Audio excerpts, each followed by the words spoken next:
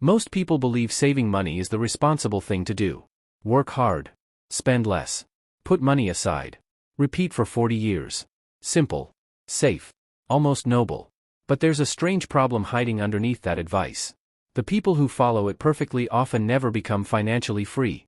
And meanwhile, entire systems quietly profit from the fact that they think they're being careful. Imagine someone who spends 30 years saving cash aggressively. No risky investments. No speculation. No major mistakes. Just discipline. Every month, they move money into a savings account believing they're protecting their future. Then one day they look up and realize something uncomfortable.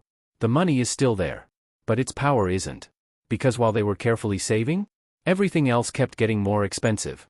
Homes, education, healthcare, food, assets, time itself. And slowly, without any dramatic event, their money started shrinking in real terms while appearing stable on paper. That's the illusion. Most people think money is supposed to sit still. It doesn't. Modern money behaves more like melting ice. If it remains inactive too long, part of it disappears quietly. This sounds exaggerated at first, until you understand how inflation actually works. Inflation isn't merely prices rising randomly. It's purchasing power falling, which means the danger isn't always losing money visibly. Sometimes the danger is keeping money still while the world moves around it. Imagine saving cash under a mattress in 1970.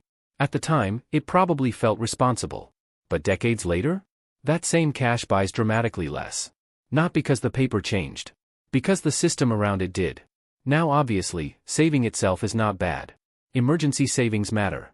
Stability matters. Liquidity matters. But there's a massive difference between saving temporarily and treating saving alone as a long-term wealth strategy. That distinction changes everything. Because modern economies are not designed to reward idle money for very long. They reward movement, investment, ownership, assets, risk allocation. And historically, people who only saved currency often watched asset owners quietly pull away from them over time. Look at housing, for example. A person saves diligently for years trying to buy a home, meanwhile housing prices rise faster than their savings. So they save harder, but prices rise again. Suddenly they're running on a treadmill where discipline alone can't catch up to asset inflation, and this creates a brutal psychological trap. People believe they're falling behind because they aren't saving enough. Sometimes they're actually falling behind because the system rewards ownership differently than labor and cash storage. That's uncomfortable to hear, because society praises savers constantly. Spend less. Budget better. Cut small expenses. Skip coffee. Cancel subscriptions. And yes, wasteful spending absolutely matters. But there's something slightly absurd about telling people to optimize tiny expenses while entire asset classes inflate faster than wages for decades. Think about how strange this becomes over time. Someone skips small pleasures trying to be financially responsible. Meanwhile, a house they wanted to buy rises in price by more than their annual savings in a single year. That's not merely discouraging. It fundamentally changes the math of upward mobility, and the math matters a lot, because wealth is no longer built primarily through storing labor. Increasingly, it's built through owning systems that appreciate faster than currency loses value. That's why asset owners often become wealthier during inflationary periods, while savers feel squeezed despite behaving responsibly. Now zoom out further. Why does this happen? Because modern economies quietly depend on controlled inflation. Not accidental inflation. Persistent inflation. A small, continuous decline in currency purchasing power encourages spending, investing, borrowing, and economic activity. If money gained value simply by sitting still, entire economies would slow down dramatically. Consumption would fall. Investment would shrink. Growth would stall. So the system quietly incentivizes movement instead. That changes the meaning of safe. Most people think holding cash feels safe because volatility is invisible, stocks move visibly, real estate fluctuates visibly, businesses fail visibly, cash feels calm. Stable, but sometimes stability itself becomes deceptive, because something can appear stable numerically while eroding economically underneath. This is why many people feel financially exhausted despite working and saving consistently. They're operating inside a system where effort alone struggles to outrun monetary dilution. And dilution rarely feels dramatic. It feels gradual. Quiet, professional. A coffee costs more.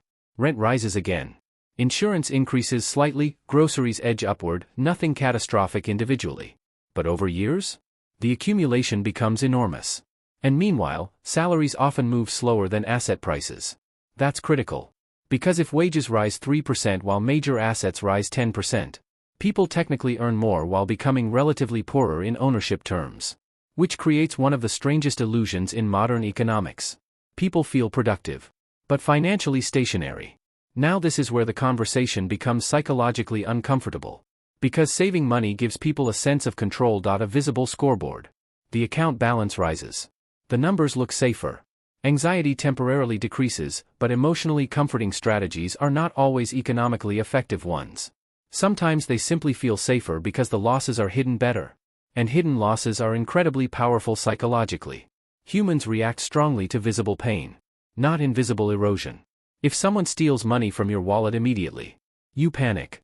But if inflation slowly reduces purchasing power over 10 years? Most people barely notice consciously, even though the long-term effect may be larger. That's partly why inflation is often called a silent tax. Not because money disappears physically, because its future capability shrinks quietly. Now add another layer. Interest rates. For years, many savings accounts paid returns so low that they failed to outpace inflation entirely. Which created a strange situation. People believed they were growing wealth while often losing purchasing power in real terms. Safely, legally, patiently. And this changes behavior in fascinating ways. People become more conservative during periods where conservatism quietly becomes riskier. That sounds backwards. But financially, it can be true. Because there are different kinds of risk.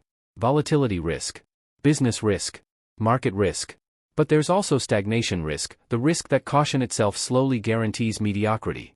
Think about two people over 20 years. One stores cash only.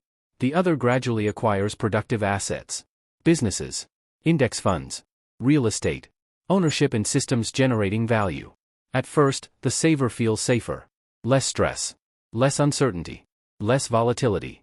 But over long enough periods, the ownership economy often overtakes the storage economy dramatically. Not because owners are smarter necessarily. Because the system structurally rewards capital participation differently than passive currency storage. And once you see this clearly, modern inequality starts looking different. Many wealth gaps are no longer simply about income. They're about access to appreciating assets. This is why two people with similar salaries can end up in radically different financial realities over time. One spends everything. One saves only cash. One acquires assets gradually.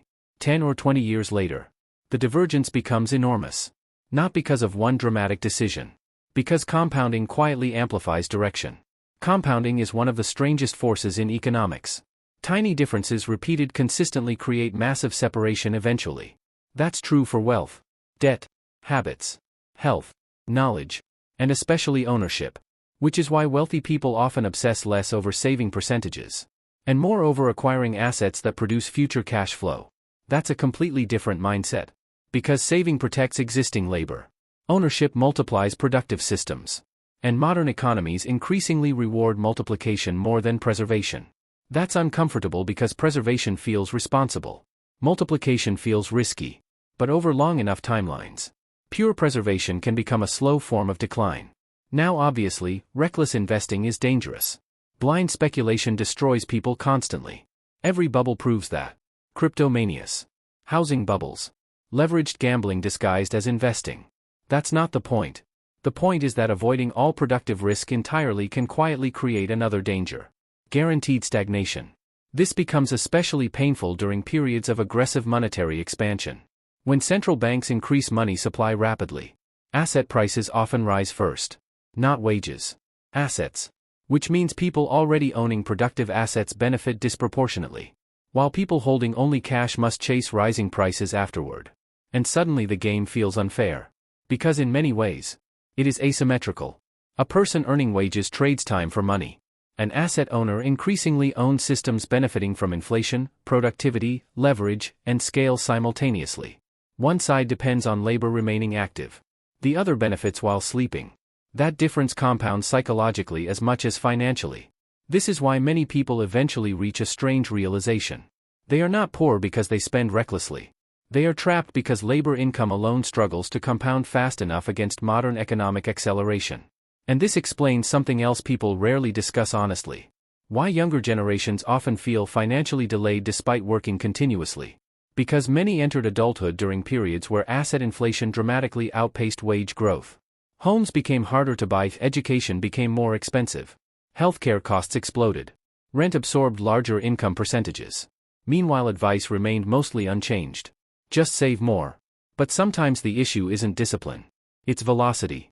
If the financial system inflates faster than individual accumulation rates, traditional saving strategies begin losing effectiveness. Especially when interest earned on savings remains below real inflation for long periods. And yet culturally, saving still carries moral superiority. Investing sounds dangerous. Ownership sounds privileged. Risk sounds irresponsible. So people continue storing melting currency while wondering why financial freedom feels permanently distant. Now here's the irony. The wealthy often use debt very differently than average savers. Most people fear debt absolutely. But sophisticated investors frequently use debt strategically to acquire appreciating assets. That's important. Because debt attached to consumption can destroy wealth. But debt attached to productive ownership can accelerate it. Those are completely different economic realities. A financed luxury purchase drains future cash flow. A financed productive asset may generate future cash flow. The distinction matters enormously. But modern financial education rarely explains this clearly. Instead, people receive oversimplified rules. Debt bad. Saving good. Risk dangerous. Reality is messy. Because sometimes excessive caution quietly becomes its own financial trap. And maybe that's why so many people feel confused today. They followed conventional advice. Worked hard. Saved carefully. Avoided unnecessary risks. Yet still feel financially fragile. Meanwhile, people owning appreciating assets appear to accelerate ahead almost automatically. That observation creates resentment sometimes. But it also reveals how modern systems actually operate. Ownership increasingly matters more than storage. Think about large corporations for a moment. Do they hold massive cash piles forever passively? Usually not. They deploy capital constantly. Acquisitions. Expansion. Infrastructure. Technology. Investments. Because inactive capital loses strategic power over time, large systems understand this clearly, individuals often don't, and once you understand that, personal finance advice starts sounding strangely incomplete. Because reducing expenses alone cannot outperform systems compounding exponentially forever. Eventually growth matters too, ownership matters too, scale matters too. Now zoom out even further. What does this do psychologically? It changes how people experience time. Savers often feel trapped in maintenance mode. Protecting. Preserving.